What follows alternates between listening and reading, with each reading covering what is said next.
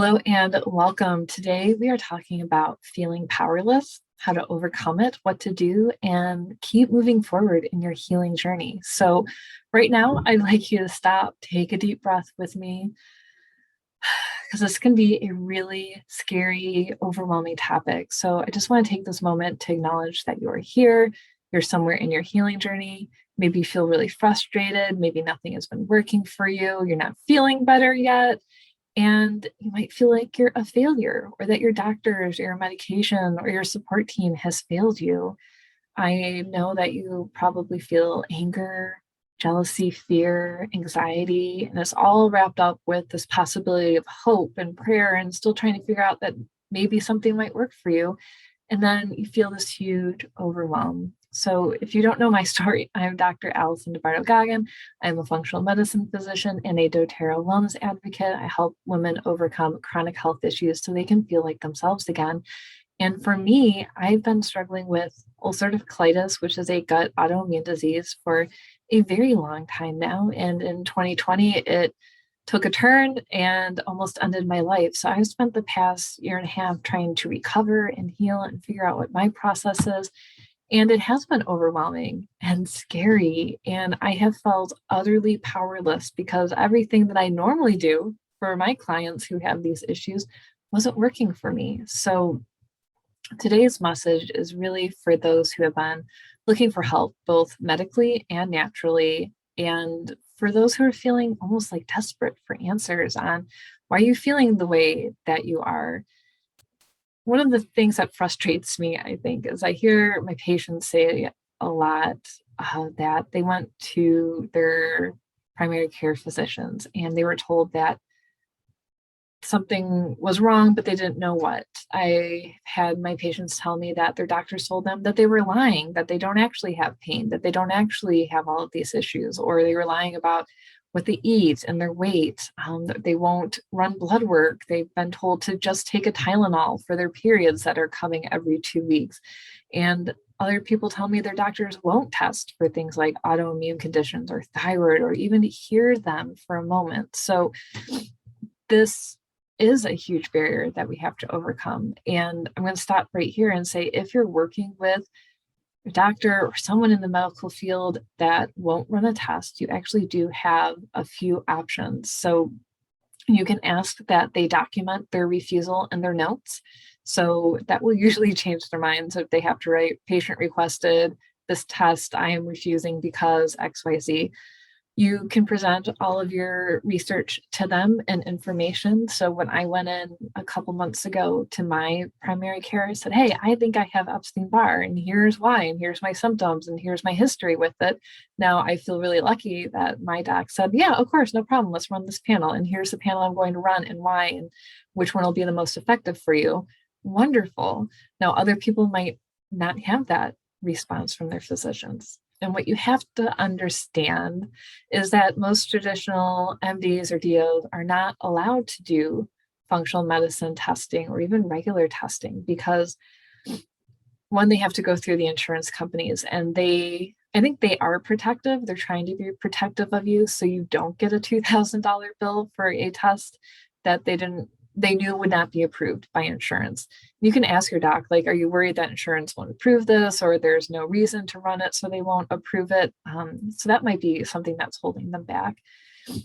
When I saw my first nurse at my first GI's office, she appeared to be awesome, but she was definitely limited by the scope of the practice that she worked for, the hospital that decided what they were allowed to order. She told me that when I brought her my GI map results and my organic acid testing and all the other tests that I did, she was like, wow, where did you get these from? Who ordered these? I'm like, I did. And she's like, this is really great because I wish I could run these, but I'm not allowed to. So that is a major stopping point for a lot of doctors who wish they could have the knowledge, but actually aren't allowed to. So you might have to switch hospital systems. You can check where your doctor is. You can find who in your area is getting these tests run and by whom, and go see their office. You can find someone who's in private practice that also opens up a lot of doors for them. Work with a functional medicine physician, or you can pay cash as well and avoid the insurance questioning. I pay cash for my blood work, and we have co-ops that get it for a lot cheaper. A lot of times labs will offer um, financial aid for some people. They also offer payment plans, even for things like MRIs or CT scans.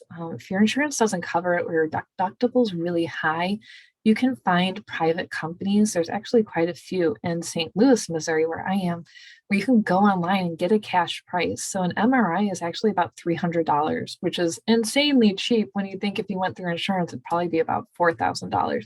Sometimes between 2 and 4 are the numbers that I've been seeing. So there are cash options, which is usually the route that you have to go if you're not getting the help and the testing that you need. On the other side of this, needing help is not a failure on your part. It's not because you needed more discipline or self-control. It's not about your worthiness or your ability to heal. I feel like the natural community wants you to believe that your health is 100% within your control. And if you get sick, it's all your fault because you should have known better, done better. In a lot of sectors in chiropractic, it's all about religion and prayer and being worthy and not getting sick. And I think that's just such a lie, honestly, because we really don't have any control. Like, control is such an illusion when it comes to our health and what we don't even know or understand that is happening in our environment and the things that we are exposed to. For instance, what's in our water system, in our air, in our soil, like what our couches are made of can cause cancer. We have no idea. And even when we eat food and we think it's 100% healthy or organic, it probably isn't. It doesn't even have the same nutrition in it because of our soil practices and monoculture practices.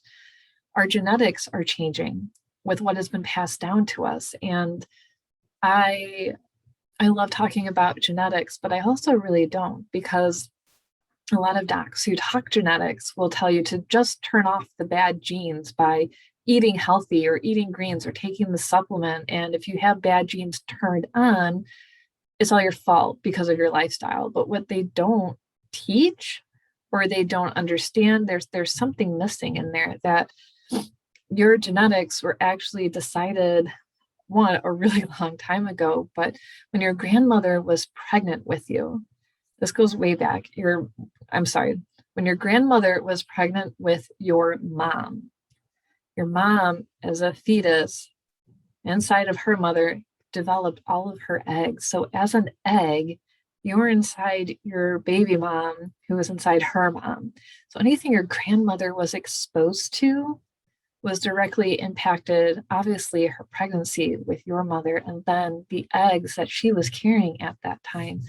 So we're talking about feeling powerless, but when I think about this and what my genes were literally exposed to out of my control when my grandmother was pregnant with my mother, it takes away a lot of that guilt and the shame of illness because we can't control everything. We can't necessarily control our genes or how our body responds to the modern world around us. And feeling out of control can really make us feel powerless. I can't control my immune system the way I would like to, right? I can't control how it's attacking my body, really, unless I take my medications. And I can't control if the medicine works or not. And I can't force my body to heal. There's so much that I can't control or affect. But losing control gives us really two options, and we need to use both. So first, we need to accept the loss of control, which is so much easier said than done, right? So maybe you have a new diagnosis of something scary like cancer or Lyme or lupus, something that is beyond your scope of control and really beyond your ability to heal yourself through lifestyle, food, supplements, just changing something that you need for their health. So you have to trust your providers, your doctors, their recommendations, and honestly follow through. Let others take care of that control for you and do your best to relax into knowing that they are doing their best with what they have. The second part I think, is to not give up hope, right? To keep searching for answers, get those tests on. What else can you do to support your health? Yes, I'm taking my medications, but I'm also taking my supplements. So I'm still doing further testing and support all the time to figure out how to best support my body, which is how I found out I have reactivated Epstein-Barr, because I want to be as proactive as I possibly can be. And I think about all the things that I am doing, and it's been very, very focused on healing my ulcerative colitis. And I felt like a total failure. And even last week, I was like, what's the point of eating healthy anymore? It didn't cure my gut, it's not doing anything. And I had this major upset attack, and I had to step back. And I was actually talking with my therapist about it. And she reminded me gently that taking care of my body isn't just for the colitis. And there's so many other systems that I don't even think about because they are healthy. And I still need to care for my body in those ways because I still have other systems that need love and support. I have my liver and my heart and my brain and my hormones and my thyroid and my kidneys. Oh my gosh. We get so focused in on the thing that's wrong and what's working and what's not working. And when things aren't working, it's like, what's the freaking point of doing anything? But in reality, we need to take care of our whole body and not give up. Okay. So feeling powerless sucks. I'm not going to sit here and sugarcoat it and say it's fine, it doesn't, or it'll get better. It's normal to feel scared. It's normal to feel completely down about your future and hopeless. And you can allow yourself to feel that way. I give you full permission to sit here in fear and sadness and the scariness of it all. And when you've talked through it, cried it out, whatever you need to do to process how you're feeling, really think about what your next steps are and what you can do to be proactive for your whole health, for your current issue, and to not give up hope. Okay, so you can still be scared, but still be proactive. You can live in both of those worlds, hold two horrible things at the same time. Okay, so if you're looking for personalized support, I would love to be able to work with you. You can schedule a free consultation online where we talk for about 30 minutes and brainstorm on your issues, how to move forward, and what you need. And thank you for tuning in. So make sure you like and subscribe, and we'll see you next time.